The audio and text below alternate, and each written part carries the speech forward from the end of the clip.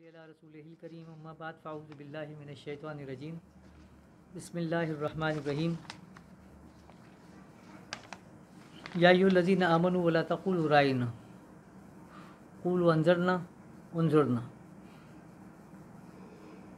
वस्मऊ वलिल काफ़िरीन अज़ाबन अलीमा सदक़ल्लाहु मौलाना अज़ीम इन्नल्लाहा व मलाइकतहु युसल्लूना अलन नबी या अय्युहल्लज़ीना आमनू सल्लु अलैहि व सल्लिमू तस्लीमा अल्लाहुम्मा इन्ना नहनु नुसल्ली अला सय्यिदिना व मौलाना मुहम्मदिन मादिनिल जूद वल करम व आहलिहि व बारिक व सल्लिम या सलाम या सलाम या सलाम। हमारी जो पिछली नशिस्त थी तो उसमें हमने कुछ गुफ्तगू की थी जमहूरियत के हवाले से भी कि जमहूरियत और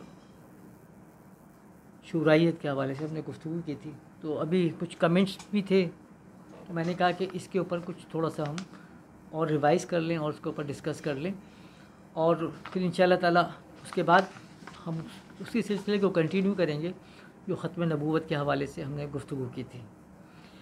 क्योंकि एक जो अहम मसला है वो ये है कि हम जो यहाँ बात करते हैं, जो गुफ्तगू करते हैं, तो जो हाज़िरीन महफ़िल हैं उसको रिकॉर्ड भी कर लेते हैं, तो इसको फिर कोई अपने अंदाज से शेयर करता है। तो यहाँ पर बच्चों ने क्या किया है कि भाई उसको अपना एक चैनल बनाया है आईना इस्लाम के नाम से। तो उस आईना इस्लाम के ऊपर जो है वो तमाम वीडियोस जो है वो अपलोड करते रहते हैं ताकि जो अहबाब हैं वो उसको सुनना चाहें तो सुन लें। फिर जो सिलेक्टेड लोग हैं जो सुन लेते हैं, मगर फिर क्या हुआ कि कुछ अरसे के बाद बच्चे का फ़ोन आया मेरे पास कि आईना इस्लाम के नाम से एक और जो है वो पेज बन गया है और वो एक और चैनल बना हुआ है और उसके पर जो है वो आईना इस्लाम के नाम से वो चला रहे हैं और उसकी स्पेलिंग्स भी जो है वो वही है जो हमारी चैनल की है। तो हमने ये ख़याल किया कि शायद मतलब हो गया होगा, किसी ने बना लिया होगा, किसी ने गौर नहीं किया होगा। लेकिन ये है कि जब उसको हमने स्टडी करते हैं कि भाई ये आईना इस्लाम ही इन्होंने क्यों नाम रख लिया, ये कौन है या मतलब उस पर क्या आ रहा है, तो जब वो उसको देखा तो वो अहमदियों की वेबसाइट है। तो बेसिकली उनको जो है वो कादियानी ऑपरेट कर रहे हैं। तो ये समझ में नहीं आया कि जब एक आईना इस्लाम के नाम से एक पेज चल रहा है या एक चैनल चल रहा है तो उसके बाद उन्होंने उसी को फॉलो किया और उसी नाम से उसको शुरू किया और उसके ऊपर फिर वो अपने कमेंट्स पास कर रहे हैं। तो वो इससे अंदाज़ा ये होता है कि आपकी जो गुफ्तगू है या आपकी जो बात है वो शायद हमारे अपने लोग नहीं सुन रहे, कम सुन रहे होंगे, लेकिन दूसरे लोग जो हैं उनको ज़्यादा दिलचस्पी है कि आप बोलते क्या हैं। तो उनके अपने भी कुछ कमेंट्स आए हैं और आ रहे हैं कि ख़त्म नबूवत के हवाले से कि आपकी जो पिछली गुफ्तगू थी शायद वो मुबहम थी और उसके ऊपर गुफ्तगू आपकी मुकम्मल नहीं हुई। तो इंशाअल्लाह कोशिश करते हैं कि उसके ऊपर भी हम टॉपिक्स के ऊपर कोशिश करें कि दोबारा से कुछ स्टडी कर लें। मैंने अभी सूरह बकरा की एक आयत तिलावत की क्योंकि हम जमहूरियत के हवाले से जो बात कर रहे थे कि जब अतिउल्लाह व अतिउर रसूल व उलिल अम्र मिनकुम, जो हमने लास्ट टाइम पढ़ा था कि उलिल अम्र किनको कहा जाता है, तो लोग अपने ऊपर चश्मा कर कर और इसको अपनी इताअत की तरफ लेके जाते हैं, जबकि अल्लाह तबारक व तआला ने शख्सी इताअत के लिए कभी भी हमको रेकमेंड नहीं किया। यही वजह है कि दुनिया के जितने भी मज़ाहिब अगर आप उठा कर देखें तो उनका जो नाम रखा गया है ना, तो वो किस लिए यानी वजूदों के ऊपर नाम रखा गया। अपने मज़हब का नाम जो रखा है उन्होंने किसके ऊपर रखा है, वजूदों के ऊपर नाम रखा है ना। जिस तरीके से यहूदा के मानने वाले जो लोग हैं तो उन्होंने अपने आप को यहूदी कहलाया, यानी वजूद के साथ अपने आप को मुंसलिक किया। ईसा अलैहिस्सलाम के मानने वाले उन्होंने अपने आप को ईसाई कहलाना मुनासिब समझा, वो अपने आप को ईसाई के, इसलिए उनके मज़हब का नाम ईसाइयत है। यहूदियों के मज़हब का नाम यहूदियत है। ज़ुरतश्त जो हैं तो वो ज़ुरतश्ती कहलाते हैं। तो मोस्टली अगर आप देखेंगे या तो उन्होंने अपने इलाके की वजह से या अपने जो मजहबी रहनुमा हैं उनके नाम के साथ अपने आप को मंसूब किया। तो शख्सी यानी शख्सियत परस्ती की तरफ जो लेकर जाते हैं तो वो उनके मज़ाहिब में तो ये महसूस होता है। लेकिन ये कमाल है इस्लाम का कि अगर इस्लाम भी शख्सियत परस्ती की तरफ आपको लेके जाता तो फिर हमारे दीन का नाम होना क्या चाहिए था, मोहम्मदियत। हम अपने आप को क्या कहलाते हैं, हम अपने आप को मोहम्मदी कहलाते कि हम जो है भाई हम मोहम्मदी हैं। लेकिन कोई मुसलमान अपने आप को मोहम्मद ही नहीं कहेगा, क्योंकि अल्लाह ने फरमाया कि हुआ सम्माकुमुल मुस्लिमीन, अल्लाह ने तुम्हारा नाम मुसलमान रखा है। तो आपका फ़ख्र जो है वो मुसलमान होना है। आप कभी ये नहीं कहते कि हम जो है जिस तरह वो है ना कि सेकुलरिज़म की बात करेंगे, कम्युनलिज़म की बात करेंगे, आप क्रिश्चियनिज़म की बात करेंगे, यहूदी इज़म की बात करेंगे, मगर कहीं पर भी मोहम्मद इज़म की बात नहीं होती, क्योंकि मोहम्मद इज़म कोई नहीं है। तो वजूद के साथ यानी इस तरह से नथी नहीं किया जाता। तो इस्लाम ने क्या कहा कि अतिउल्लाह व अतिउर रसूल, रसूल की इताअत है, रसूल की अल्लाह की इताअत है। और तो जब उलिल अम्र की हमने बात करी तो उलिल अम्र में लोग अगर अपने ऊपर चश्मा करवा दें कि हम साहिब अम्र हैं, हम हुकूमत करने वाले, तो ये गलत हो जाता है। तो उसी पैरहन के अंदर रहते हुए मैंने इस आयत को तिलावत की है कि जब अल्लाह तबारक व तआला ने कुरान में हुक्म दिया कि लोगों से कह दो, क्या कह दो कि वला तक़ुलू रायना, कि वो लोग कभी भी जो है जब आपको यानी रसूल करीम सल्लल्लाहु अलैहि वसल्लम तशरीफ़ लाते हैं तो जब लोग उनसे मुखातिबत करते थे तो क्या कहते थे कि रायना, तो उनसे ये कहो कि रायना ना कहें, बल्कि क्या कहें, वक़ूलू उन्ज़ुरना। तो रायना की जगह उन्ज़ुरना कहना है। तो ये ताकीद की गई लोगों को, यानी जो इस्लाम कबूल कर रहे हैं, जो आ रहे हैं, जो हल्का अहबाब में आ रहे हैं और आपके साथ मुंसलिक हो रहे हैं, तो उनका जो अंदाज़ है, गुफ्तगू है, जो मुखातिबत का अंदाज़ है, तो सरकार दो आलम सल्लल्लाहु अलैहि वसल्लम की तरफ देख कर क्या कहते हैं कि रायना रायना रायना के हमारी तरफ। तो आपने अल्लाह ने फरमाया कि रायना का नहीं कहो, बल्कि क्या कहो, उन्ज़ुरना। तो ये ज़मीन और आसमान का फ़र्क है लफ्ज़ रायना में और उन्ज़ुरना में। तो यही चीज़ आपको यानी आपके विज़न को क्लियर करती है कि अल्लाह तबारक व तआला जब आपको दीन इस्लाम की तरफ लेके जाता है तो आपको मतलब ग़ुलाम बनाने के लिए नहीं आता, बल्कि आपको उठाने के लिए आता है। जिस तरह सरकार दो आलम ने फरमाया कि मुझे अल्लाह ने जो रसूल बनाया तो किस लिए बनाया, ताकि इंसान को ग़ुलामों की ग़ुलामी से आज़ाद कराने के लिए, इंसान को इंसान की ग़ुलामी से आज़ाद करने के लिए। तो ऐसा नहीं कि इंसान को इंसान के ग़ुलाम बनाने के लिए नहीं लाया। जबकि दीगर मज़ाहिब जितने भी हैं इस्लाम से माक़बल, तो उनकी तालीमात में कहीं पर ग़ुलामी से आज़ादी का कॉन्सेप्ट जो है वो नहीं मिलता, बल्कि ग़ुलाम बनाने का कॉन्सेप्ट मिलता है।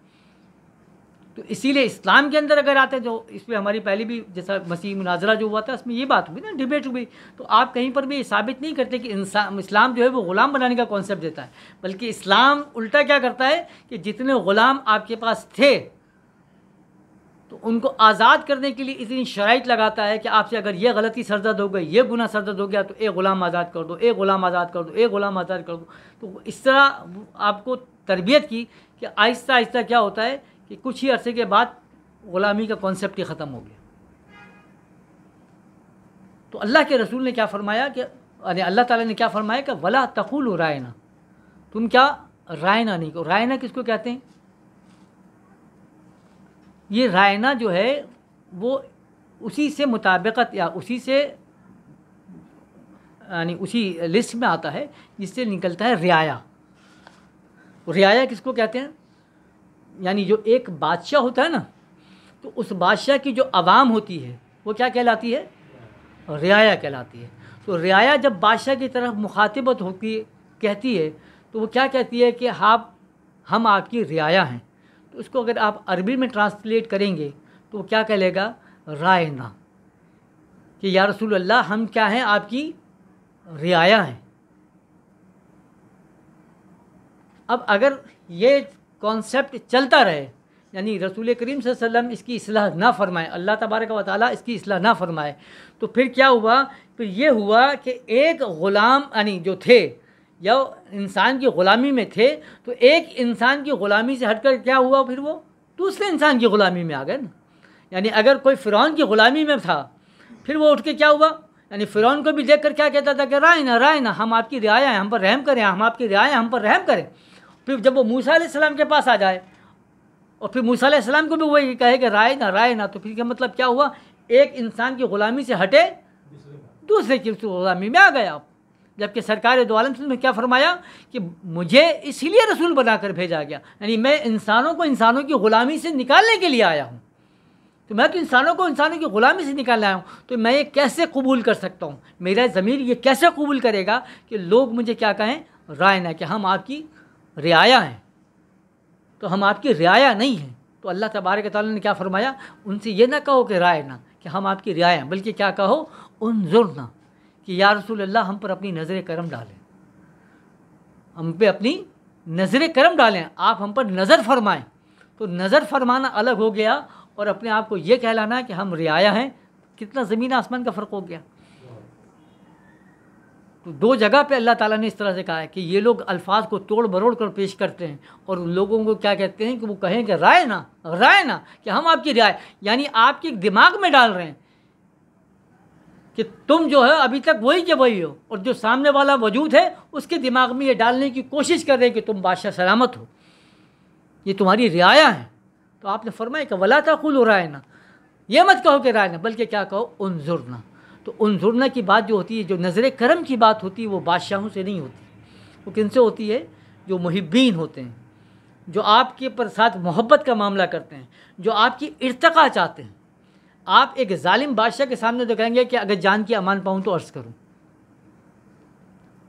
लेकिन अपने उस्ताद के सामने या अपने माँ बाप के सामने कभी ये नहीं कहेंगे कि मैं जान की अमान पाऊँ तो अर्ज़ करूँ। आपको कोई प्रॉब्लम होगी, कोई परेशानी होगी तो अपने बाप से बोलेंगे कि प्लीज़ मेरी मसला का हल करो ना, है ना। आप किसी को बोलोगे तो आप इस अंदाज से बोलोगे, क्योंकि वहाँ लफ्ज़ ये नहीं इस्तेमाल होगा कि हम आपकी रियाया, हम आपके ग़ुलाम हैं। तो ये तो इस्लाम आपको बुनियादियात दे रहा है, ये इस्लाम आपकी तरबियत फरमाता है कि आप इसलिए पैदा नहीं हुए कि इंसान को इंसान की ग़ुलामी में डालते हैं या अपने दिमाग को अभी तक उसी ग़ुलामी में रखें। तो ये कहीं नहीं देता आपको। तो ये तो आपको ग्रो करना चाहता है इस्लाम, ये आपको समझाता है, बार बार आपको उकसा रहा है इस बात के ऊपर कि आप आज़ादी की तरफ आओ। तो आज़ादी का मतलब वो आज़ादी नहीं जो आमतौर पर मीडिया वाले बता रहे होते हैं ना। आज़ादी का मतलब आपकी सोच में आज़ादी है, आपके फ़िक्र में आज़ादी, आपको बोलने की आज़ादी। देखो ये अजीब बात है ना कि अब कहते ये हैं, आपने बड़ा वाक़या सबने सुना है कि जनाब हज़रत बिलाल हबशी रज़ियल्लाहु ताला अन्हा को जुल्म किया जाता है, उनको सताया जाता है, तो हमेशा उनके मुंह से क्या निकल रहा होता है, लफ्ज़ अहद अहद अहद अहद। तो कभी हम तदब्बुर करते हैं कि भाई उनकी ज़बान से अहद अहद क्यों निकल रहा है। या अगर कोई शख्स ये कहता है कि भाई मैं जो है वो अल्लाह को एक मानता हूँ और मोहम्मद मुस्तफ़ा को रसूल मानता हूँ सल्लल्लाहु अलैहि वसल्लम को, तो मतलब तकलीफ़ क्या होगी। भाई आपके घर में कोई काम करने वाले आते हैं, या फैक्ट्री में आप काम करते हैं, किसी जगह पे काम करते हैं, वहाँ 20 लोग काम कर रहे हैं। अब उसका मज़हब कुछ भी हो, वो एक खड़ा को बोले कि भाई मैं तो ईसाई हूँ, मैं तो ईसा अलैहिस्सलाम को मानता हूँ, मैं तस्लीम को बोले मैं यहूदी हूँ, कोई बोलता है मैं हिंदू हूँ, तो है तो सेठ को कोई मसला है क्या बोलेगा वो, तो मानता रहे, तो मेरा ये काम है भाई, काम करो, जो तेरे को करना जा अपने घर पे कर, किसी को कोई प्रॉब्लम है नहीं है। लेकिन बिलाल हबशी के जो मालिक है उसको क्या तकलीफ़ थी कि जब बिलाल हबशी ने कहा कि मैं अहद अहद, मैं एक मतलब यकता की बात कर रहा है, अहदियत की बात कर रहा है, या उसने कहा कि मैं अल्लाह को यकता मानता हूँ, मैं सरकार दो आलम सल्लल्लाहु अलैहि वसल्लम को अल्लाह का रसूल मानता हूँ, तो सिर्फ इतना बोला ना। तो इतना बोलने पे एक मालिक को क्या मसला है, जबकि ग़ुलाम की तो कोई मर्ज़ी होती भी नहीं है, ग़ुलाम की तो कोई चाह नहीं होती ना। ग़ुलाम तो अपनी मर्ज़ी से कपड़े ले पहन सकता है, ना अपनी मर्ज़ी से खा सकता है, जो मालिक की मर्ज़ी होगी वो उसकी मर्ज़ी होती है। तो तू तो अपनी मर्ज़ी पर नचा रहा था, तू अपनी मर्ज़ी पे करवा रहा है, तो वो जो उसका अक़ीदा, जो उसका मसला, जो मामला थे वो उसके थे, तो तुझे तकलीफ़ क्या है इससे। तो हम मतलब हर महफिल में सुनते तो हैं कि हज़रत बिलाल हबशी के ऊपर फला जुल्म होता रहा है, लेकिन उनके मुँह से ज़बर अहद अहद निकलता रहा है। लेकिन वो अहद अहद को अगर आप डिस्क्राइब कर दें ना, तो ये जो जमहूरियत के नाम पर जो बदमाशियाँ चल रही हैं ये ख़त्म हो जाती, लोगों को समझ में आ जाता कि आज हमारे साथ जुल्म क्या हो रहा है। क्योंकि सरकार दो आलम सल्लल्लाहु अलैहि वसल्लम का जो कानून रहा ना, तो आपने क्या कहा था कि किसी अमीर को किसी गरीब के ऊपर, किसी काले को किसी गोरे पर, अरबी को अजमी पर कोई फ़ौक़ियत हासिल नहीं। मतलब ये है कि जहाँ पर काला खड़ा हो स्टैंड करेगा, वहीं पर गोरा भी स्टैंड कर रहा है। यही वजह है कि जब आप नमाज की सफ़ में खड़े हुए तो आपने प्रैक्टिकल में ला के दिखाया कि बराबर में एक ग़ुलाम भी खड़ा है और वहीं पर एक सरदार भी खड़ा हुआ नमाज़ पढ़ रहा है। यहाँ पर सैयदना उमर फ़ारूक रज़ियल्लाहु ताला अन्हु या हज़रत अबू बकर सिद्दीक़ रज़ियल्लाहु ताला अन्हु पढ़ रहे हैं ना, तो आपके बराबर में मज़हब रूमी रज़ियल्लाहु ताला अन्हु भी नमाज़ पढ़ रहे हैं, जो कि ग़ुलाम है। सैयदना उमर फ़ारूक अगर खड़े में तो बराबर में हज़रत बिलाल हबशी भी खड़े में। तो मानी रसूल करीम सल्लल्लाहु अलैहि वसल्लम जो दीन की तालीम आपको दे रहे हैं, जो ग्रो कर रहे थे, वो क्या था कि अहद का मतलब क्या हुआ कि यकतायत, कि कहीं पर भी जो है वो आपको डिस्क्रिमिनेशन नहीं मिल रही, काले को गोरे पे कोई फ़ौक़ियत नहीं है, अरबी को अजमी पे कोई फ़ौक़ियत नहीं। इसीलिए एक रूम से आया हुआ है, एक अरब का बादशाह है। यानी हज़रत अबू बकर सिद्दीक़ रज़ियल्लाहु अन्हु अरब के हैं, सुहैब रूमी रूम के हैं। सबको लाकर एक ही सब में खड़ा करके दिखा दिया। और आप मतलब वो कॉन्सेप्ट आपने दिया था कि अगर दीन इस्लाम आता है तो क्या होगा कि किसी को किसी पे फ़ौक़ियत नहीं है। इन्ना अक्रमकुम इंदल्लाहि अत्क़ाकुम। सिर्फ फ़ौक़ियत किसको हासिल होगी? जिसका तक़वा अच्छा होगा, जो तक़वे में आगे लेके जाएगा, सिर्फ उसी को फ़ौक़ियत हासिल है। बाकी किसी दुनिया के किसी मामले में किसी को कोई फ़ौक़ियत इस्लाम नहीं देगा। तो आज जहाँ पर अबू बकर सिद्दीक़ रज़ियल्लाहु अन्हु का बच्चा तालीम हासिल करेगा, जहाँ पर उमर फ़ारूक रज़ियल्लाहु अन्हु के बच्चों का इलाज होगा, वहीं पर क्या होगा? बिलाल हबशी के बच्चों का भी इलाज होगा। वहीं पर अबू ज़र ग़फ़ारी रज़ियल्लाहु अन्हु के बच्चों की भी तालीम होगी। ये कॉन्सेप्ट दिया तो एक ग़ुलाम को ये बात समझ में आई ना। उस ग़ुलाम को ये बात समझ में आई, उसने कहा अहद अहद। तो ग़ुलाम से ज़्यादा किसको समझ में आई? वो कुफ़ार मक्का को समझ में आई, वो सरदारान मक्का को समझ में आई कि ये जो मोहम्मद है तो ये सिर्फ ये नहीं कह रहा कि खुदा की बात कर रहा है। क्योंकि खुदाओं का झगड़ा होता, खुदाओं का फड्डा होता तो दीगर भी तो मज़ाहिब मौजूद थे ना। ईसा अलैहिस्सलाम के भी मौजूद थे, यहूदी भी मौजूद थे, तो उनसे भी लड़ते। कुफ़ार मक्का उनसे भी लड़े ना भाई। अगर खुदाओं का झगड़ा है तो किससे होता झगड़ा? तो फिर उनसे भी झगड़ा होता, इनसे भी झगड़ा होता, फला होता। लेकिन नहीं, आप ये देखो कि इनका फड्डा किसी मज़हब से नहीं हुआ। इन्होंने अगर झगड़ा किया, इन्होंने अगर समझा कि दुनिया के अंदर अगर हमारे लिए कोई परेशानी का बाइस बन सकता है, या कोई हमारे वजूदों को ख़त्म कर देगा, हमारी अय्याशी को ख़त्म कर देगा, तो वो सिर्फ़ एक मज़हब है और वो मज़हब होगा इस्लाम। इसीलिए अल्लाह ने फरमाया कि इन्ना दीना इंदल्लाह इस्लाम। अल्लाह के नज़दीक अगर कोई दीन है तो वो क्या है? इस्लाम है। बाकी तो सब मज़हब हैं, बाकी तो सब क्या हैं? मज़हब हैं, दीन नहीं है। क्योंकि जब दीन की जो सोच होती है ना, यानी जो अल्लाह का जो दीन होता है, उसमें इंसान जब अपनी फ़िक्र डालता है तो वो मज़हब बन जाता है, फिर वो रास्ते बनाता है ना। तो वो मज़हब जो है वो रास्ते ज़हाबा से निकला। तो मज़हब का मतलब रास्ते। अल्लाह ने इस्लाम को मज़हब नहीं बोला, अल्लाह ने इस्लाम को क्या बोला? दीन। दीन का मतलब क्या हुआ? पूरा आइन, पूरा आपका मैनिफेस्टो उसके अंदर दिया हुआ है, तमाम चीज़ें उसके अंदर मौजूद हैं कि हाउ टू लिव, और आपको किस तरीके से ज़िंदगी गुजारनी। तो ये बात आम इंसान को आज हम मुसलमानों को नहीं समझ में आती कि अल्लाह ने बोला कि इस्लाम तो ला इलाहा इल्लल्लाह मोहम्मद रसूलुल्लाह बोल दिया, तो उसमें क्या तकलीफ़ है? किसी को तो कोई तकलीफ़ नहीं होनी चाहिए थी। लेकिन सरदारान मक्का को तकलीफ़ हो रही है, दुनिया के बड़े बड़े लीडरों को तकलीफ़ हो रही है कि ये मतलब ये बात कैसे कह रहा है वो।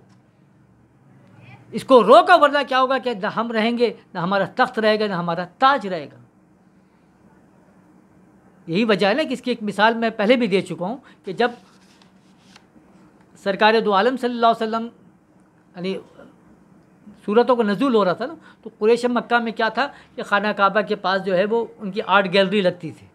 आर्ट गैलरी से मतलब ये कि वो हर कोई क्या करता था कि जो अशार लिखता था तो वो उनको लटकाता था खाना काबा की दीवारों पर। फिर जो है उस दौर के जो बड़े बड़े उलमा थे, यानी जो शेरी मजमूए को समझने वाले, वो आया करते थे, फिर वो पूरा स्टडी करते थे। तो उसमें जो बेस्ट होता था उसको इनाम मिलता था कि वो वाह भाई इसने लिखा है भाई, ये मुकाबला हो रहा है, ये लिखा गया जा रहा है। तो एक साहिब रसूल सल्लल्लाहु अलैहि वसल्लम उठते हैं और वो इन्ना आते न कल कौसर फसल ले रब्बिका वनहर इन्ना शानी का होल अबतर, 3 आयतें हैं। वो 3 आयतों को लिखा के जाके दीवार पे भी टाँग दिया, आपने भी टाँग दिया। वो आता है जो यानी पैनल जो आता है वो जाके स्टडी कर रहा है, करते करते आके सूरह कौसर पे जाके रुकता है, और जाके पढ़ता है, फिर रुकता है, फिर पढ़ता है। फिर वो जो अल्फाज अदा करते हैं वो अजीब हैं। वो क्या कहते हैं? मा हाज़ा कौलुल बशर, ये किसी बशर का कलाम नहीं हो सकता। तो ये किसने कहा? कुफ़ार ने कहा। तो अब इन्ना आतैना कल कौसर, कि बेशक हम तुमको अता करेंगे खैर कौसर, या कौसर जो भी। फसल ले रब्बिका वनहर, बस तुझे चाहिए कि अपने रब के लिए क़ुरबानी दे, नमाज़ पढ़। इन्ना शानिया का हुवल अबतर, बेशक तेरा दुश्मन ही जो होगा अबतर रहेगा। तो अब इसमें क्या समझ में आया? बज़ाहिर को ऐसी बात समझ में आ रही कि, लेकिन उनको कैसे समझ में आ रहा है कि वो इन आयतों को पढ़कर समझ गए कि ये किसी बशर का कलाम नहीं है। वो कहते हैं कि ये वाकई जो है ये अल्लाह ताला का कलाम है। तो उनका विज़न था। आज हमारे पास विज़न मैंने उस विज़न को ख़त्म कर दिया ना। जब हमारे पास ये विज़न ही ख़त्म हो गया कि इंसान को इंसान की ग़ुलामी से निकालने के लिए इस्लाम आता है, इस्लाम इर्तिक़ा की तरफ लेके जाता है, तो वो विज़न ही नहीं है हमारे पास। जब विज़न नहीं हुआ तो क्या हुआ? आज हम मतलब फ़लाँ के ग़ुलाम थे, उससे निकल गए, दूसरे के ग़ुलाम बन गए। तो यही ना आज आप देख लो कि पाकिस्तान की पूरी तारीख़ में जमहूरियत के नाम पर जो बादशाह सलामत पहले थे, फिर उसके बाद दूसरे बादशाह सलामत आते हैं जो 5 साल के लिए आते हैं, फिर वही वाले 5 साल के लिए आ जाते हैं। तो दोनों की बारियाँ इस तरह चलती रहती हैं। जहाँ मसाइल हैं, जो मसाइब हैं, जो परेशानियाँ आपके साथ हैं, वो अपनी जगह मौजूद रहेंगी, वो कभी हल नहीं होंगी।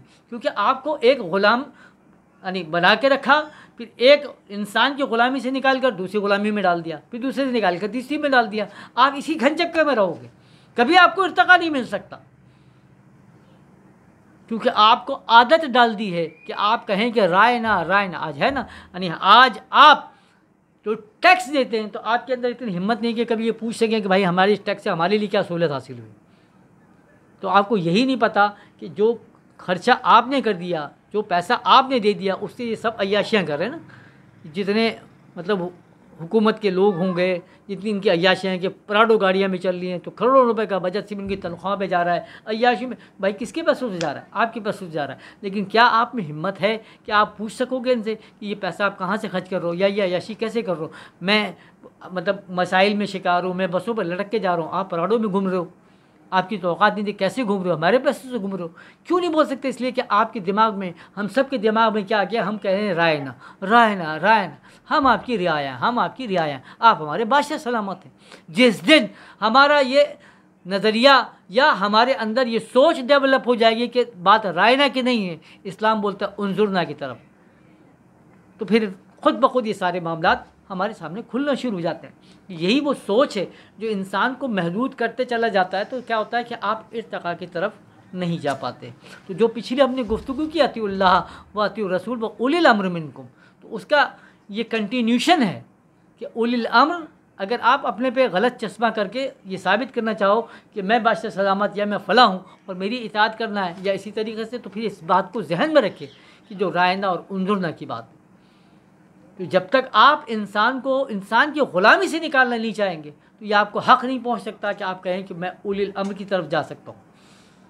तो आपका मतलब विजन ये नहीं है। आप लोगों को तो और असफल साफिलीन, यानी आप और गड्ढे में डाल रहे हैं। तो ये हमारा एक अलमिया है और हमें अपनी सोचों को और अपने यानी सोचने के अंदाज़ को लेकर आना पड़ेगा उस तरफ जहाँ पर हमें इस्लाम लेकर आता है। मैंने कहा ना कि जिस तरह बिलाल हबशी ने अगर अहद कहा, तो जिस तरह बिलाल हबशी को समझ में आया ना अहद, तो जिस दिन बिलाल हबशी जैसे लोगों को, यानी जो लोग थे उस दौर के, यानी ग़ुलाम थे ना, बजाय कुछ भी नहीं थे, उनको जब समझ में आ गया कि अहद का मतलब क्या है, तो फिर उनके मालिकों को पहले समझ में आ गया था। तभी तो उनको परेशानी शुरू हुई थी कि अब जो है वो मामलात ख़राब हो जाएंगे। हमारे साथ क्या हुआ कि हमें ये समझ में नहीं आया कि इस्लाम हमें देता क्या। इस्लाम को मज़हब बना के हमने रख दिया, यानी हमने सिर्फ इबादत के लिए अपने आप को मखसूस किया। आज हम किसी भी मुसलमान से पूछें, किसी भी मामला आते हैं, तो हर कोई बेचारे क्या बोलता है, यार बस अपने जो है ना नमाज रोज़ा कर लेना चाहिए, बस अल्लाह अल्लाह खैर से अल्लाह, बाकी फटीकों में नहीं पढ़ना चाहिए, बाकी पंचायतों में नहीं पढ़ना चाहिए। इस तरह बाद लोग क्या कहते हैं कि यार जो है ना असल क्या है कि सियासत का जो है ना दीन से कोई ताल्लुक़ नहीं है भाई, ये सियासत में असल से बेकार की चीज़ होती है, अपना काम क्या है अल्लाह अल्लाह करो। तो यही तो यजीद चाहता था। यजीद ने क्या कहा था इमाम से, भाई आप कोने में बैठ के अल्लाह अल्लाह करो बस, ख़त्म, ठीक है, बाकी बादशाह वगैरह तो हम सब करेंगे, ये सारे काम हमें संभाल लें, सारी खिलाफतें वगैरह हम सब करेंगे। यानी मज़हब को आप उठाकर मस्जिद के कोने तक रख दो, बस दीन को आप उठाकर वहाँ तक रख दो। तो दीन अगर सिर्फ वहीं तक है तो 202 मरतबा आप कुरान करीम में क्या आता है, कुल कुल कुल कुल या अय्युहल काफिरून, हाँ, कुल हातु बुरहानुकुम इन कुंतुम सादिक़ीन, कुल इन कुंतुम तुहिब्बूनल्लाह। तो ये कुल की तकाज़ा किस बात का करता है? कुल कहते हैं आगे बढ़कर कहने को। अमर का सीगा है। अमर का मतलब क्या होता है? अल्लाह हुक्म देता है, तो हुक्म देता है कि आगे बढ़कर कहना है, घर में बैठ के थोड़ी कहना है। तो अल्लाह कहता है जाओ आगे बढ़ के कहो, जाओ आगे बढ़ के कहो। तो आपको तो वो आपको लेकर जा रहा है इसकी तरफ। आप कहते हैं कि जिससे आप मस्जिद में बैठ के कोने में बैठ के आप कर दो, नहीं। तो हज़रत अबू बकर सिद्दीक़ रज़ियल्लाहु अन्हु, हज़रत उमर फ़ारूक रज़ियल्लाहु अन्हु, इनसे बढ़कर किसी को सियासत आती होगी? 22 लाख मुरब्बा मील, 10 लाख मुरब्बा मील फ़तह हो रहे हैं कि वहाँ पे सल्तनतें कायम हो रही हैं, इंसाफ के जो तकाज़े कायम। यानी हज़रत उमर फ़ारूक रज़ियल्लाहु अन्हु का कायनात में, दुनिया पे जो सबसे बड़ा एहसानात जो हैं इन सहाबा कराम के, तो आप तो गिनेंगे तो आपको समझ में आएगा कि वो क्या कैसा। तो सैयदना उमर फारूक का तो ये है ना कि आज जो दुनिया का निज़ाम हस्ती चला रहे हैं आप लोग, जो दुनिया का निज़ाम चला रहे हैं, तो उठा के उसकी बेसिक्स तो देखें कि आपका डाक का निज़ाम, अब वो जो पहले डाक का निज़ाम था, अब डाक के निज़ाम को आपने मॉडरेट कर दिया, वो ईमेल में चलेगा, फैक्स में, ये है बेसिकली डाक का निज़ाम। स्टार्ट किसने किया? किसने आपको इंट्रोड्यूस कराया दुनिया के अंदर कि भाई डाक का भी निज़ाम होना चाहिए इस तरीके से? किसने बताया कि पुलिस का कोई निज़ाम होना चाहिए, यानी शहरों को चलाने के लिए निज़ाम, यानी आपको सोसाइटी बनाने के लिए, माशरा कायम करने के लिए ये स्टेटस भी होना चाहिए? किसने आपको बताया कि नहरी निज़ाम, आबपाशी निज़ाम और सारे यानी जितने भी निज़ाम हैं, किसने आपको बताया कि ह्यूमन राइट्स का, ह्यूमन राइट्स दुनिया की बकवासियात है ना, लोग कहते हैं कि हाँ ह्यूमन राइट्स के, अबे तुमसे बड़ा ह्यूमन राइट्स वाला कौन होगा? बकवास करते हो। सैयदना उमर फारूक रज़ियल्लाहु ताला से बढ़कर ह्यूमन राइट्स का कोई बात नहीं कर सकता। यानी सिर्फ आपने ह्यूमन राइट्स की बात नहीं करी। आज देखो ना, आज लोग बोलते हैं जो है जानवरों की इंसदाद बेरहमी हैवानात, इसका एक डिपार्टमेंट कायम करना पड़ा है कि लोग अगर जानवरों के ऊपर भी अगर तशद्दुद करें तो आप उनकी रिपोर्ट करें। आप जाओ यूरोप वगैरह में सब में होता है ना, तो वो डिपार्टमेंट कायम किया गया। तो ये तो आज आपने कायम किया ना। सैयदना उमर फारूक रज़ियल्लाहु तो उस दौर के अंदर आपने क्या फरमाया कि अगर दजला और फरात के दरमियान एक कुत्ता भी भूखा मर जाए तो उमर से, यानी आपने वहीं पर एक कायम कर दिया कि मतलब सिर्फ इंसान ही नहीं, जानवर भी अगर भूखा मरेगा तो मेरी जिम्मेदारी है, यानी मुझके ऊपर, मेरे ऊपर इल्ज़ाम आएगा। तो ये डिपार्टमेंट कायम किस कौन करके चले गया। फिर इसी तरीके से वजीफ़े का कानून अगर आप मुकर्रर कर रहे हैं कि अगर किसी के घर में बच्चा पैदा होता है तो उसका वजीफ़ा मुकर्रर किया जाए, कंट्रीब्यूशन गवर्नमेंट कर रही है उसके ऊपर। आज देखो, आप जाओ फ्रांस के अंदर चले जाओ तो उमर लॉस के नाम पे पूरा लॉ चल रहा है। स्पेन में चले जाओ तो वहाँ पे रोड बनाई गई। आप चले यूरोप में तो हज़रत उमर फारूक, जिसको मैंने लास्ट टाइम में कहा ना कि लोग सिकंदर आज़म को सिकंदर आज़म बोल रहे हैं, अरे सिकंदर आज़म 10 लाख मुरब्बा मील लेके बैठा था ना, 12 लाख मुरब्बा मील।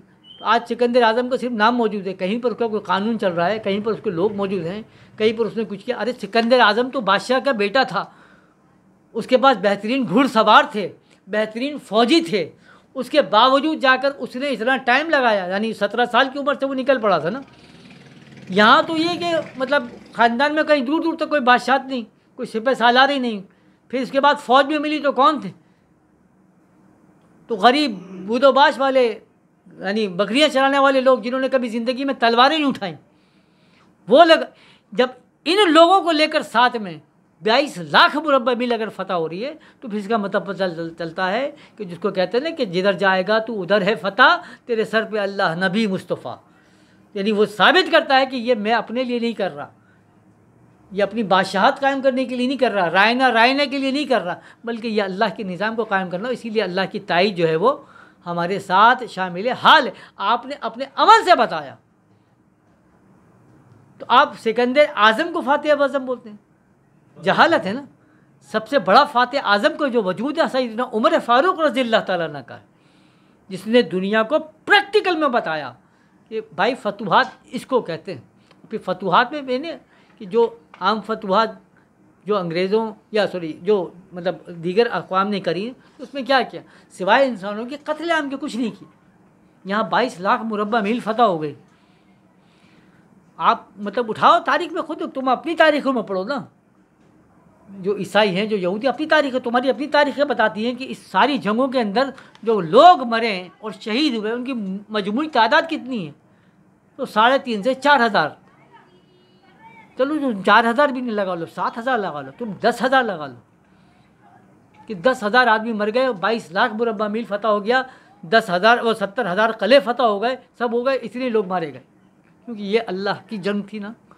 तो इसीलिए इंसानों की जंग नहीं थी। इंसानों की जंग होती तो इंसानों का कत्लेआम होता। यहाँ सिर्फ अल्लाह की जंग थी। इसको कहा जाता है अल्लाह की जंग, जो अल्लाह की नुसरत आती है, अल्लाह की फ़तह आती है। और तुम बेगैरतों की जंग, वो क्या जंग है कि जिसके अंदर एक एक जंग के अंदर तुमने लाखों लोगों को मार दिया ना, इंसानियत को ख़त्म कर दिया। क्योंकि तुम ये जानते हो कि इस्लाम जो मज़हब जिसको तुमने समझा वो असल में क्या है, वो सिर्फ़ एक दीन है जिसको अल्लाह ने पसंद करके रखा, जिसके लिए तमाम ये जद्दोजहदें हुई। तो आप उसको कंडेम इस अंदाज से करें कि हमें अगर ये समझाया जाए कि इस्लाम सियासत से दूर रहने का नाम है तो माज़अल्लाह ऐसा कैसे हो सकता है। फिर ये 22 लाख मुरब्बा मील फतह हो गए। हज़रत अलैहिस्सलातु वस्सलाम जो खतूत लिखते हैं ना, अब फिर वो ख़त्म नबूवत पे इंशाअल्लाह शायद बाद ही बात होगी, इसी मौजू को मुकम्मल करते हैं कि जब खतूत लिख रहे हैं बादशाह तमाम बादशाहों को, बड़े बड़े बादशाहों को लिख रहे हैं कि अगर तुम इस्लाम कबूल कर लो वरना तुम्हारा तख्त रहेगा ना ताज रहेगा। तो ये अब जो आम जहनी फरासत रखते हैं, जिनको आम सियासत आती है, तो उनके नज़र में क्या है कि एक आदमी मतलब वहाँ से आ रहा है, सुलह हुदैबिया करके आ रहा है। सुलह हुदैबिया का मतलब क्या है कि बज़ाहिर ऐसा है कि जो प्रोपेगेंडा किया गया कि आप शिकस्त खा गए, आप डर गए, इसीलिए क्या किया आपने काफिरों के साथ माहिदा कर लिया, अच्छा ठीक है भाई हम वापस जा रहे हैं, हमें वापस जाने दो। तो अब आप उसमें जब वापस आ रहे हैं तो उसी वक्त जो है वो क्या करते हैं, खतूत लिख रहे हैं, बड़े बड़े बादशाहों को खतूत लिख रहे हैं और वहीं से सहाबा कराम को रवाना फरमाते हैं कि आप इधर जाओ, आप इधर जाओ, आप इधर जाओ, और जाके बादशाहों के दरबार के अंदर खतूत लेकर आओ। बादशाहों के दरबार में वो खतूत जा रहे हैं। तो जाहिर बात है कि उस वक्त के सुपर पावर हैं जिनको कुछ भी नहीं पता कि इस्लाम क्या है, मोहम्मद मुस्तफ़ा सल्लल्लाहु अलैहि वसल्लम ये कौन है और क्या है, कुछ भी नहीं पता ना। क्योंकि जाहिर बात है मतलब अब अमेरिका सुपर पावर के सामने दीनदार जुम्मन कुछ होगी क्या पता कौन है क्या नहीं, कुछ भी नहीं पता। अब वहाँ से ख़त जा रहा है रसूल करीम सल्लल्लाहु अलैहि वसल्लम की तरफ से, यानी मोहम्मद मुस्तफ़ा सल्लल्लाहु अलैहि वसल्लम की तरफ से जा रहा है कि तुम्हारे को मैं दावत दे रहा हूँ ना इस्लाम की, सलामुन अला मन इत्तबाउल हुदा। आपकी जो इब्तिदा है ख़त की वो क्या है, सलामुन अला मन इत्तबाउल हुदा, कि सलामती सिर्फ उसके लिए है जो हिदायत पा जाएगा। अगर हिदायत नहीं पाएगा तो सलामती की गारंटी नहीं है। फिर नहीं बोलना कि सलामती नहीं, सलामती किसको है, सलामुन अला मन इत्तबाउल हुदा, जिसने हिदायत की इत्तबा की, जिसने हिदायत को पा लिया, जो हिदायत को फॉलो करेगा, सिर्फ उसके लिए सलामती है।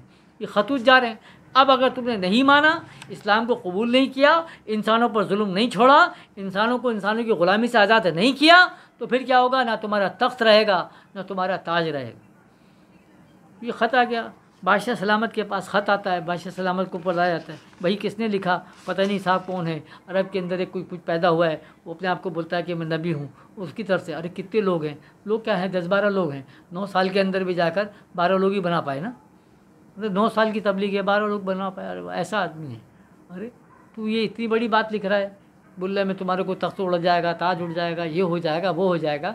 तो अपने एक एलची को भेजता कि जाओ जाकर देख कर आओ ये हैं कौन, तरह इनकी मतलब पूरी इन्फॉर्मेशन निकाल के लाओ, इनके पीछे किसी का हाथ है, किसका एक है ना। यानी सिंपली अगर मेरे जैसा आदमी कुछ बोल दे, उठा के खड़ा हो जाए, तो एजेंसी वाले सबसे बोले भेजेंगे ना तहकीक करने के लिए कि भाई इसके पीछे देखो किसका हाथ है, इतना उछल क्यों रहा है। तो ऐसी उन्होंने भी भेजा। अब वो आके जब जाता है तो वो आके बोलता है कि बादशाह सलामत, मैंने उनको जाकर देखा, वो तो इंतहाई मफलूकुल हाल लोग हैं। क्या मफलूकुल हाल हैं, तो बोला कि वो सहरा में पड़े हुए थे, खाने को खाना नहीं था उनके पास, मतलब भूख से आलम है, पेट जो है वो अंदर की तरफ चिपका हुआ है, कपड़े भी मेले हैं, बाल जो है वो बड़े बड़े हैं और वो मिट्टी में अटे हुए हैं। और जब मैं गया तो दोनों जो है मतलब साहबा कराम जो है वो एक दूसरे की जुएँ निकाल रहे थे, जुएँ पड़ गए हैं जिसमें वो पड़े हैं। लेकिन बात वो ये कह रहे थे कि हम किसरा को फ़तह कर लेंगे, हम कैसर को फ़तह कर लेंगे। तो जो मतलब बादशाह वक्त है, किसरा बादशाह है, तो वो ऐसे अपने महल में यूँ टहलता है जैसे किसी फिक्र में, परेशानी में। तो मतलब क्या हुआ, कहने लगे कि या तो ये लोग वाकई पागल हैं, कौन, यही जो आपस में जुए निकाल लें और यह इसको लिख कर भेज रहे हैं, या तो वाकई ये पागल हैं या ये करके छोड़ेंगे, या तो ये पागल हैं या ये करके छोड़ेंगे। क्योंकि ये सिर्फ एक वही दो ही आदमी बात कर सकते हैं, तो वो वाकई में पागल होगा या वो करके छोड़ेगा। तो वो फरासत है ना उसकी, वो समझ गया कि भाई ये जो बात करने वाले लोग हैं इनकी बात में, जैसे मैंने कहा ना कि जाहिल या हम कहें कि अनपढ़ या लाशऊर, जिनका शऊर नहीं, तो हम जैसे लोग हैं कि हमको समझ में नहीं आ रहा। मगर बिलाल हबशी का जो मालिक है, जो काफिर है, उसको समझ में आ गया ना, उसको समझ में आ गया कि ये जो बिलाल हबशी बोल रहा है अहद अहद, तो इसका मतलब ये अहद नहीं है कि अल्लाह एक है तो फला है, तो मानदार है, कुछ भी होगा तो उनको क्या होगा, कोई फ़र्क नहीं। वो कह रहा है कि नहीं, ये सिर्फ खुदा की बात थोड़ी कर रहे हैं ये लोग, ये तो पूरे निज़ाम को तब्दील करने की बात कर रहे हैं कि ये जो हमारी बादशाहतें कायम हैं, ये हमारी चौधराहटें जो कायम हैं, ये जो हम वडेरे बने हुए हैं, जो शहनशाहियत है कि मतलब सब के सब बादशाह सलामत बन के बैठे हुए हैं, उनकी राय बनी हुई, वो कह रहा है कि भाई ये इनको तबाह करने के लिए आया हुआ है, ये तो ये सबको उड़ा देगा। जब भी तो खड़े होकर कहा उन्होंने, यही कहा कि आज अगर तुमने न रोका मोहम्मद को, तो तुम याद रखो कि आज ना तुम्हारी ये सरदारियाँ रहेंगी, ना तुम्हारी ये जागीरें रहेंगी, सब तुमसे छीन जाएंगी। कौन बोलता? अबू लहब खड़े होकर बोलता है। उसको समझ में आ गया कि बोला कि नहीं भाई, ये अहद का मसला जो है वो सिर्फ खुदाओं की जंग नहीं है, तो हमारे को क्या, तो हमने अफसोस क्या है, अलमिया तो यही है ना कि आज हमारे को दीन अगर समझाया जाता है तो वो सिर्फ यही समझा जाता है कि हमारा जो दीन है, इस्लाम है, वो सिर्फ एक मज़हब है, यानी मुर्दों को बख्शवाने के लिए, जिंदों के अजान में कान डालने के लिए, बाकी जो जिंदे रह गए उनकी नमाज़ें पढ़ लो या उनकी नमाज़ें पढ़वा दो, और ये सारी करने के लिए है ना कि आप ज़कात दे दो, आप रोज़ा रख लो, आप उम्रे करके चले जाओ। ना उम्रा करने वालों को पता चल रहा है कि उम्रा क्यों किया जाता है, ना हाजी को पता है कि हज क्यों किया जाता है, मतलब क्या तरबियत हमने की है उनकी। ना नमाजी को पता है कि नमाज, किसी से पूछो कि भाई आप नमाज़ पढ़ते हो, बोले हाँ जी हम नमाज़ पढ़ते हैं माशाल्लाह, आप पक्की सच्ची नमाज़ पढ़ते हैं, मगर अल्लाह ने तो कहीं नमाज़ पढ़ने का हुक्म दिया क्या है? अल्लाह ने कहीं नमाज़ पढ़ने का हुक्म दिया? अल्लाह तो नमाज़ कायम करने की बोल रहा है, तो अल्लाह तो नमाज़ कायम करने की, तो नमाज़ तो पढ़ते ही चले जा रहा आप। तो वही बात है कि एक डॉक्टर है, तो बोलो को डॉक्टर बनने के लिए हो ना, तो डॉक्टरी पढ़ने के लिए होती है क्या? अरे भाई डॉक्टरी आपको सिर्फ उस वक्त तक पढ़ते रहते हो जब तक आपको डॉक्टरी समझ में नहीं आती। जब डॉक्टरी समझ में आ गई तो अब जो आपने पढ़ा उसको प्रैक्टिकल में लेकर आओ, तब आप कहलाओगे कि आप डॉक्टर हो। तो आपने जो नमाज़ पढ़ी, जो नमाज के दौरान पढ़ा, उसको प्रैक्टिकल में क्या लेकर आए आप? जिससे मैंने पहले भी कहा ना कि हुसैनियत जो है वो मरे हुए यजीद के ऊपर लान तान करने का नाम हुसैनियत है क्या? अरे जो ज़िंदा यजीद बैठे हुए उनको ललकारना वो हुसैनियत है ना, तो वो कोई नहीं कर रहा, वो आप नहीं कर रहे। वो क्या है कि अब्बास अलमदार का अलम जो है वो दांतों में लेके खड़े हो जाते हैं। अब यहाँ से निकलता है जुलूस, तो स्वयं में निकल रहा है, वो खड़ा हुआ है, मुँह में घुटका है, और वो ये अब्बास अलमदार का जो है वो अलम जो है वो हाथों में लेके, एक हाथ पे लेके खड़ा हो जाएगा, वो अपने सीने पे लेके खड़ा हो गया। क्या हो गया भाई? वाह वाह सुभान अल्लाह, भी अलम लेके खड़ा हो रहा है। ओह, जैसे मैंने पहले कहा ना कि नबी का झंडा ऊंचा रहेगा, झंडे में झंडा, नबी का झंडा ऊंचा रहेगा। तो नबी के झंडे को ऊंचा करने के लिए क्या करते हैं, वो 3 मंजिल बिल्डिंग, उसके ऊपर चढ़ेंगे, फिर उसके ऊपर जो डिश लगी है ना उसके ऊपर लगा देते हैं। अभी तो डिश के ऊपर लगा रहे, क्या लगा रहे? नबी का झंडा ऊँचा हो जाएगा, तो डिश के ऊपर लगा के नबी का झंडा ऊँचा करेगा। वही ना कि बाप का नाम रोशन करना है तो बाप का नाम लिख के उसके ऊपर बल्ब जला दो, क्या हो गया? बाप का नाम रोशन हो गया, ऐसा हो जाता। तो हज़रत अब्बास का अलम जो है वो तुम ये हाथ में उठा के दूसरा, तुम हज़रत अब्बास की हिस्ट्री पढ़ ली क्या? मालूम चला?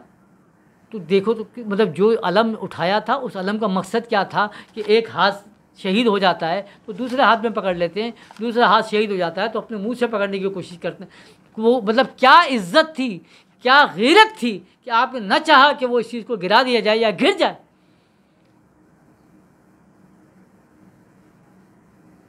तो वो हमने ख़त्म कर दिया, वो तो कॉन्सेप्ट नहीं दिया ना आपने।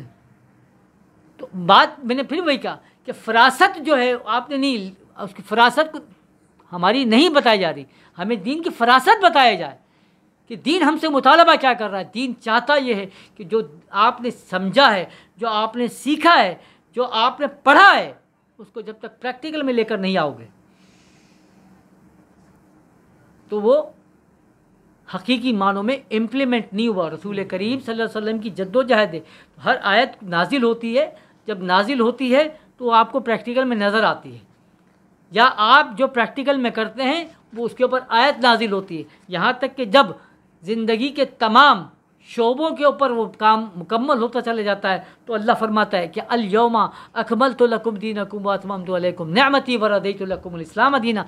आज हमने तुम्हारे लिए तुम्हारा दीन को मुकम्मल कर दिया, आज सब काम मुकम्मल हो गया। तो यानी अब किसी चीज़ की ज़रूरत नहीं है। तो इसका मतलब ये हुआ कि ज़िंदगी के अंदर साइंस भी है, आपकी मैथ भी है, केमिस्ट्री भी है, सियासत भी है, तमाम चीज़ें। तो आप उठाएं किसी भी शोबे को तो आपको लाजमी उसमें सहाबा कराम की सीरतें आपको मिलेंगी, रसूल करीम सल्लल्लाहु अलैहि वसल्लम की सीरत मिलती है। कौन सा से शोबा नहीं। आज तो तिब नबी के हवाले से आपको बड़ी किताबें में मिल जाती हैं तिब नबी के, तो पता चलता है कि जो तिब की आपका बात कर रहे हो उसके ऊपर भी काम हो चुका है ना।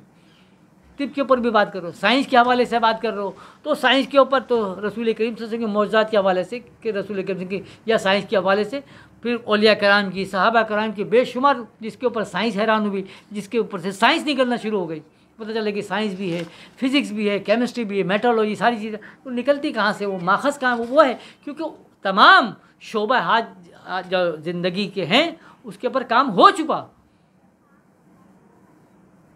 सब काम करके दिखाया। इसीलिए अल्लाह ने फरमाया कि अल-यौमा अकमलतु लकुम दीनकुम। मगर इन सब के बावजूद मैंने जैसे पहले भी कहा कि दीन में और मज़हब में क्या है, फ़र्क है। दीन किसको कहते हैं, निज़ाम को, सिस्टम को कहा जाता है। जहाँ पर कोई सिस्टम होता है ना, इसी से क्या निकला है, यानी अगर ये इलाका है इसके ऊपर दीन नाफिज हो जाए तो ये कहलाएगा मदीना। मदीना तो अब इससे पहले के शहर नहीं थे क्या, सब शहर थे ना, तो सब उनको मक्का भी शहर था, ताइफ भी शहर था, तो उसके लिए लफ्ज़ मदीना इस्तेमाल नहीं किया ना। लेकिन जब सरकार दो आलम सब में जहाँ तशरीफ़ लाते हैं, एक वक्त तक उसका नाम यसरब रहा, बीमारियों की जगह फलां सब कुछ हो गया, लेकिन जब यहाँ पर दीन इम्प्लीमेंट हो गया तो फिर वो क्या कहलाया, मदीना।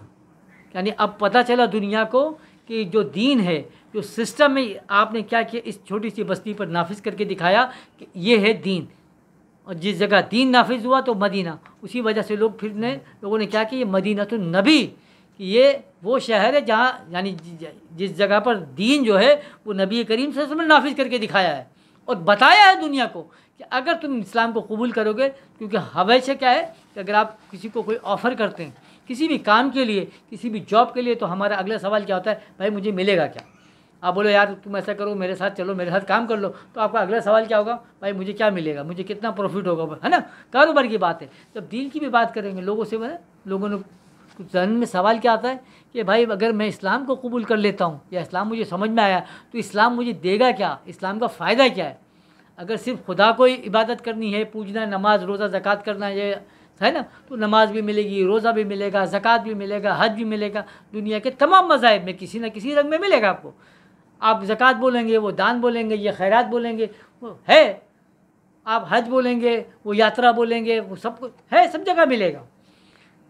तो अल्लाह को मतलब क्या है कि अगर अल्लाह की इताअत या अल्लाह का ज़िक्र ही करना, तो क्या फ़रिश्ते कम थे अल्लाह के पास, नहीं है ना, मतलब सिर्फ फ़रिश्ते तो वही करते थे काफ़ी है। मगर अल्लाह तो आपसे कुछ और चाह रहा था ना, तो आप वो प्रैक्टिकल में लाकर दिखाओगे। तो आपने बताया कि असल दीन जो है, जो अल्लाह चाहता है, तो वो आपको ये सिमिलरिटीज़ बता रहा है। यानी जैसा हमने कई दफ़ा तज़किरा भी किया, मोहित भाई भी इसको अक्सर बयान करते हैं ना, कि भाई इस्लाम जो है वो आपको मसावात की तरफ लेके जाता ही नहीं है ना। इस्लाम का ख़ासा तो यही है, इस्लाम की सबसे बड़ी खुसूसियत क्या है कि इस्लाम आपको मसावात, इक्वलिटी की तरफ नहीं जाता।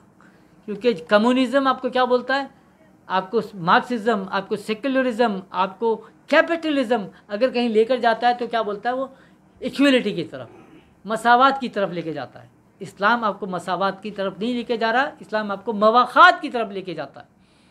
क्यों, मसावात और मवाख़ात में ज़मीन आसमान का फ़र्क 10 दफ़ा हमने बताया। मसावात क्या है, बराबर, इक्वलिटी। तो जिसका मैंने पहले भी कहा कि एक मैं बैठा हुआ हूँ, एक ये बच्चा बैठा हुआ है, वो ये बच्चा भी बैठा हुआ है, अब हम 3 बैठे में, अब आपके पास 3 रोटियां आ गई, तो मसावत क्या कहती है, तीनों को एक एक मिल जानी चाहिए। अब मैं हूँ भाई, मेरी तबीयत सही नहीं है, मुझसे नहीं खाई जाती तंदूर की रोटी, नहीं खाता, तो मैं आधी रोटी खाता हूँ, और वो आधी रोटी मिली तो ज़ाया हो जाती, बेकार हो गई ना।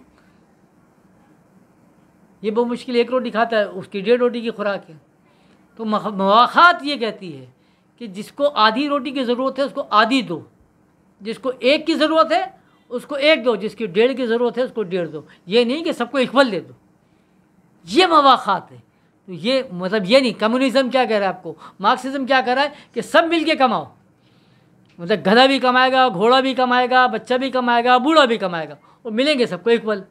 तो कौन दिल से कमाएगा भाई, ये जवान है, हट्टा कट्टा है, ये कमा रहा है, तो ये मतलब ये कि 12 जो है वो ब्लॉक्स उठा के लेके जा सकता है। मुझसे आप बोलोगे तो शायद मैं 6 को लेके चले आऊँगा, इनसे बोलोगे तो 4 को ले जाएंगे, उनसे बोलोगे तो 2 को लेके चले आएगा। तो ये 2 को लेके जा रहे हैं, ये 4 को लेके जा रहा है, ये 6 को लेके जा रहा है, ये 12 ब्लॉक लेके जाता है। जब ये देखता है कि भाई मेहनत मैं ज़्यादा कर रहा हूँ, पैसे तो सबको बराबर मिल रहे हैं, तो वो पागल है, वो बोलेगा कि नहीं मैं तो नहीं करूँगा, तो वो भी क्या करेगा, अपने आप को सुस्त लेके जाएगा, आहिस्ते करके जाएगा। ये आपका कहलाता है मार्क्सिज्म, ये सॉरी कम्युनिज्म, ये आपको कह रहा है। कैपिटलिज्म कहता है कि जो जितने ज़्यादा कर रहा है उसको उतना पैसा मिलना चाहिए, यानी अगर ये 12 लेके जाता है तो इसको मिलेगा। अरे तो ये गरीब क्या करेगा, ये बूढ़ा है, ये ज़ईफ़ है, ये बीमार है, ये क्या करेगा, तो ये भूखा मर जाए। वो बोलता है कैपिटलिज्म आप भूखा मर जाए, मगर इस्लाम क्या बोलता है, नहीं, इस्लाम बोलता है कि जो तुम कमाते हो उसमें उनका भी हक़ है, जो ना मांगने वाले, जो तुमसे मांगते नहीं, और तुम देखोगे उनको कि बज़ाहिर वो सफ़ेद पोश हैं, उनको ख्याल करोगे कि शायद वो गनी हैं, मगर वो गनी नहीं, मतलब दौलतमंद नहीं है, वो बेचारे सफ़ेद पोश हैं, बोल नहीं सकते। तो मांगने और ना मांगने वालों का हक़ अल्लाह ताला ने कहाँ रखा, इस्लाम के अंदर, क्योंकि वो मसावात की तरफ नहीं लेके जा रहा, वो कहाँ लेके जाता है, मवाख़ात की तरफ। तो जब इस्लाम यानी जो दीन है, जब वो यसरब में आया ना, तो वहाँ तो कैपिटलिज्म चल रहा है कि जिसके पास जितना माल है वही ताकतवर है। इस्लाम ने आके बोला, तो हज़रत बिलाल हबशी पूछते हैं कि दीन में क्या मिलेगा, तो बोला ये मिलेगा, मवाख़ात मिलेगी, मसावत नहीं मिलेगी। शुएब रूमी पूछते हैं क्या मिलेगा, तो मसावत नहीं मिलेगी, मवाख़ात मिलेगी। फिर प्रैक्टिकल मिलाकर आपने दिखाया ना, तो यानी है ना, तो जो सहाबा कराम हैं वो वहाँ से छोड़कर आ गए, रिश्ते नाते ख़त्म हो गए, कोई रिश्ता देने के लिए तैयार नहीं। तो किसी के पास 4-4 बीवियाँ हैं, तो उन्होंने एक बीवी उनको दे दी कि आप नहीं है। हाँ हाँ हाँ, हर जगह पे, मतलब इवन तो आपकी खेती बाड़ी है, आपका माल है, आपका असबाब है, अगर आपने देखा तो वहाँ पर आप देखो कि किस तरीक़े से जो है लोगों ने एक दूसरे के साथ डिवोट किया। तो जब हुआ, इस्लाम ऐसे नहीं फैल जाता। मैंने कहा ना कि 9 साल के अंदर 12 आदमी भी नहीं हुए, फिर आपकी पूरी ज़िंदगी में 23 साल के अंदर कितने लोग आ गए, 75 अफराद आ रहे हैं। तो बज़ाहिर ऐसा लग रहा है कि शायद फेलियर हैं माज़अल्लाह, लेकिन नहीं, वो 75 जो हैं वो अफराद नहीं हैं, वो 75 वो इंस्टीट्यूट आपने कायम, यानी मदरसे बना के दे दिए, पूरे शोबे बना के दे दिए कि ये 75 लोग तैयार नहीं किए, ये 75 शोबे मैंने बना दिए। अब वो उसके ऊपर जो लोग आते जाएंगे उसी पे आएंगे, वो हर कोई उसी हिसाब से डील करेगा। 75 अफराद 75 शोबों को डील कर रहे हैं। तो वही 75 अफराद जब यहाँ पर आते हैं, और मदीने में क्योंकि 10 साल तक वो है ना, कोई शराब भी चल रही है, सूद भी चल रहा है, लोग पी रहे हैं, क्योंकि अभी नहीं आया, क्योंकि अभी सिस्टम बन रहा है। जैसे सिस्टम बन गया ये सब कुछ ख़त्म हो गया, फिर पूरी दुनिया हरकत में आ जाती है। तो जो लोग यानी बकरियां चराते थे, एक दूसरे की जुएँ निकालते थे, जिनको खाने को खाना नहीं था, पानी पीने के लिए नहीं था, जो इनको शोबे अभी तालिब के अंदर 2 साल तक रखा गया, आज उन्होंने एक रियासत, अब आज तो खैर मदीना बोलेंगे तो हमको शायद समझ में आता है कि शायद बहुत बड़ी रियासत।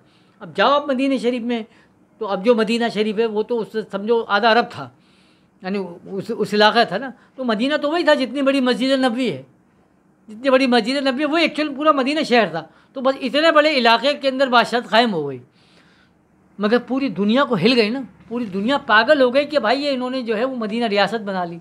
अभी तो ये इतनी बड़ी रियासत है कि जिसको आप पैदल घूम लेते हो पूरा जाकर, तो वही इतनी टोटल रियासत थी मदीने की। तो उससे कितना खौफतारी हो गया आलम को, क्योंकि उन्होंने ये देखा कि बात क्या है, मज़हब की नहीं हो रही, बात सिर्फ अल्लाह को पूजने की नहीं हो रही, अल्लाह की इबादत करने की बात नहीं हो रही, नमाज की नहीं हो रही, रोज़े की नहीं हो रही, ज़कात की नहीं हो रही है। भाई बात क्या हो रही है, वो एक सिस्टम की बात हो रही है, वो सियासत की बात हो रही है, जिसके ऊपर असास करता है इस्लाम, जिसके ऊपर बुनियाद करता है। तो वो सियासियात जिसको कहा जाता है, वो सियासियात सिखाई ना रसूल करीम सल्लल्लाहु अलैहि वसल्लम ने, सहाबा कराम ने सिखाया कि असर आपको सियासत करनी, तो ये मुनाफिकत वाली सियासत नहीं है ना, कि आज इस पार्टी में चले गए, कल उस पार्टी में चले गए, जहाँ से फ़ायदा मिल रहा है उस पार्टी को, ये कहलाती है जिसको आज के दौर की सियासत कहा जाता है। ये हराम तो पहले भी थी, आज भी हराम है, कल भी रहेगी हराम, लेकिन इसकी बुनियाद पर यह कहना कि इस्लाम का सियासत से कोई ताल्लुक़ नहीं, ये सबसे बड़ी जहालत है, क्योंकि इस्लाम ही ने सियासत सिखाई है, इस्लाम ही ने बताया। क्यों सियासत निकली किससे, असास किसको कहते हैं, कोई बुनियाद बनाना, यानी आप किसी चीज़ की फाउंडेशन बनाना। तो इस यानी सियासत क्या है, सियासत वो तदाबीर हैं, वो सोच है, वो अफकार है, वो तरीक़ाकार है जो किसी भी कौम को बनाने की बुनियाद बनाता है, वो फराहम करता है, इसको कहा जाता है सियासत। तो आपने ये कैसे समझ लिया कि जो करप्शन की जाती है, ये जो कहीं कब्ज़ा किया चला जाए, फलां किया जाए, फलां किया, इसको सियासत नहीं कहते, इसको करप्शन कहते हैं। इसको बदउनवानियाँ कहते हैं, इसको मुजरम यानी जुर्म कहा जाता है। तो इसको आपने ज़बरदस्ती कैसे सियासत कैसे कह दिया, या इन लोगों को आप सियासी लीडर कैसे कह सकते हैं? इनको आप खुल्लम खुल्ला मुजरिम कहें कि ये मुजरिम हैं, ये दहशतगर्द हैं, ये करप्ट लोग हैं। लेकिन आपने क्या किया, उन करप्टों को, उन मुजरिमों को, उन दहशतगर्दों को बोला नहीं जनाब ये तो सियासी लीडर हैं, ये सियासी रहनुमा हैं। तो आप असल में क्या है, जो सियासत इस्लाम है, जो दीन की सियासत है, उसका मजाक उड़ा रहे हैं। जबकि दीन की सियासत जो है वो ये है कौम को बनाने का नाम, उसकी फाउंडेशन करने का नाम। तो ये ना कि यूरोप के अंदर आज जो हो रही है तो वो सियासत है, अमेरिका में अगर हो रही है जो अपनी कौम के साथ वो कर रहे हैं, इसराइल जो कर रहा है अपनी कौम के साथ, वो असल में सियासत कर रहा है, यानी अपनी कौम की बुनियादें बना रहा है। तो जो आपके लॉस थे वो सारे देखो ना आप जाके इसराइल में, यानी एक औरत भी है तो उसके लिए कानून मुकर्रर कर दिए कि जब वो प्रेग्नेंट होगी तो उसको बिल्कुल सेपरेट कर दिया जाएगा, उसकी सोच और उसकी फ़िक्र को जो मुजाहिदाना बनाना है तो उसको मैथमेटिक्स के दिए जाएंगे, पजल्स दिए जाते हैं, ताकि जो बच्चा पैदा हो तो उसका दिमाग जो है ना पहले ही मंतकी पैदा हो। बच्चा कोई भी होगा वो मैट्रिक पास करके जैसे इंटर में जाएगा, इंटर से पहले उसने जो है लेबरिस वर्क करना है, उससे पहले जो है उसने आर्मी की ट्रेनिंग लेनी है। कोई बंदा जॉब नहीं कर सकता, जॉब करने से पहले उसको जो है वो 2 महीने की या 6 महीने की जो है वो आर्मी की जॉब करना ज़रूरी है। तो वो सारी सियासतें कर रहे हैं, तो ये कहलाती है सियासत। उन्होंने क्या किया, कौम को बना रहे। यूरोप में सियासत है ना, कैसी सियासत है कि अगर उनके घर में बच्चा पैदा हो गया, उसको बेरोज़गारी है तो उसको बेरोज़गारी अलाउंस मिल रहा है, अगर बच्चा पैदा हो गया अफोर्ड नहीं कर रहा तो गवर्नमेंट उसको टैक्स दे रही है। और इससे बढ़कर उन्होंने क्या सियासतें करी हुई हैं, उससे बढ़कर सियासत ये की कि जितने भी लो कैटेगरी के वर्क्स हैं, यानी जो लो स्किल्स जिसको कहलाता है ना, तो क्या है कि वो कपड़े सी रहे हैं, जूते बना रहे हैं, फला कर रहे हैं, वो उनका कंपनी अपने मुल्क में बनवाते ही नहीं है, वो देते हैं इनको पाकिस्तान, बांग्लादेश, इंडिया। जाओ मियाँ तुम दर्जी बनो, दर्जी करते रहो सारी ज़िंदगी, कपड़े सीते रहो, तुम्हारी सोच यही रहेगी सारी ज़िंदगी, जूते सियो, नल बनाओ। ये वो जाके वो टेक्नोलॉजी पे जाते हैं, वो जहाज़ बनाएंगे, हेलीकॉप्टर बना रहे हैं, नासा के पर जा रहे हैं, वो स्पेस शिप बना रहे हैं। आपको लगा दिया कि सिर्फ ये करते रहो, आप लगे वो उसके अंदर। तो सियासत कौन कर रहा है, आप कर रहे हो, सियासत वो कर रहे हैं। इसलिए कि हमें सियासत का अलिफ बे नहीं पता ना, हमें यही नहीं पता कि सियासियात या सियासत जो है वो तो असल में कौम की फाउंडेशन बनाने का अमल है। हज़रत उमर फ़ारूक रज़ियल्लाहु ताला अन्हु, सैयदना अबू बकर सिद्दीक़, देखो ना उठाकर इस्लाम में कैसे कैसे लोगों को सियासी लीडर बनाया। ये तो सियासी बंदर हैं, सियासी लीडर तो वो थे ना कि जो बज़ाहिर है कि सैयदना उमर फ़ारूक रज़ियल्लाहु ताला जब एक काफ़िले से गुजर रहे हैं, एक जगह से गुजर रहे हैं, तो एक मुकाम पर खड़े हुए, और खड़े होकर जब देखते हैं तो आप रो रहे हैं, ज़ारो क़तार रो रहे हैं। साहबा ने पूछा कि उमर क्या मसला हुआ, क्यों रो रहे हैं, कोई मतलब बात हो गया? तो आपने फरमाया कि ये वो जगह है, ये जो वादी है ना, ये वो जगह है कि जहाँ पर उमर का बाप उमर को लेकर आके खड़ा होता था, और ऊँट चराने के लिए मैं यहाँ पर आता था, तो मेरा बाप आकर देखता था कि वो ऊँट जो है वो लाइन से आउट हो गए कि नहीं हो गए। तो 5 ऊँट होते थे तो हमेशा लाइन से जो है वो इधर से उधर भाग जाते थे। तो मेरा बाप मुझे मारता था कि तू ये ऊँटों को नहीं सुधा सकता, इन ऊँटों को एक लाइन में नहीं खड़ा सकता। तो आप फरमाते थे कि वो उमर जो कल तक 5 ऊँटों को एक लाइन में नहीं खड़ा कर सकता था, आज 22 लाख मुरब्बा मील के ऊपर। तो ये कह लेंगे कि ये सिर्फ अल्लाह उसके रसूली का तो फजल है, तो मुझे अल्लाह से कहाँ ला के खड़ा कर। तो ये ऐसे लोग जिनको पता ही नहीं था सियासत का, हाँ सैयदना अबू बकर सिद्दीक़ जिनको ये पता ही नहीं था कि सियासत क्या होती है, वो सिंपल एक ताजिर थे ना। सैयदना उस्मान गनी सिर्फ एक ताजिर हैं, हज़रत अली सिंपल क्या है, मतलब बज़ाहिर जिनको सियासत से कोई ताल्लुक़ था। भाई बनु उमैया के लोग थे, बाकी तमाम जो लोग थे उनको सियासत आती थी, वो अपने बादशाह बने हुए थे, वो सब कुछ था। मगर ये जो लोग जो आकर यानी स्क्रीन के ऊपर आए, जो इस्लाम के जो मतलब सितारे थे, आप इनमें से सबको उठा के देखो।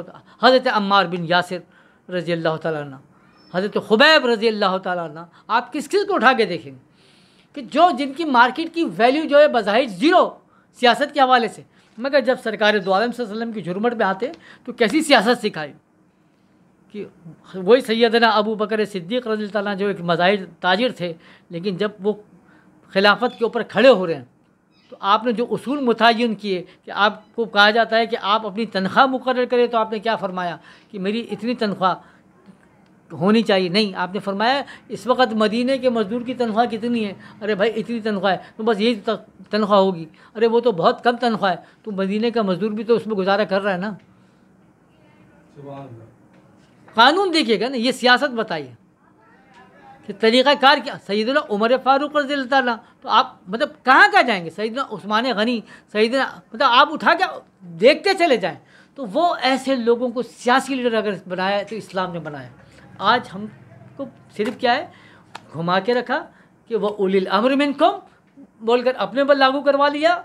आप समझते हो कि हमको जो है रियाया बना के आप करते हो, मगर इस्लाम इस बात की तरबियत नहीं करता आपको।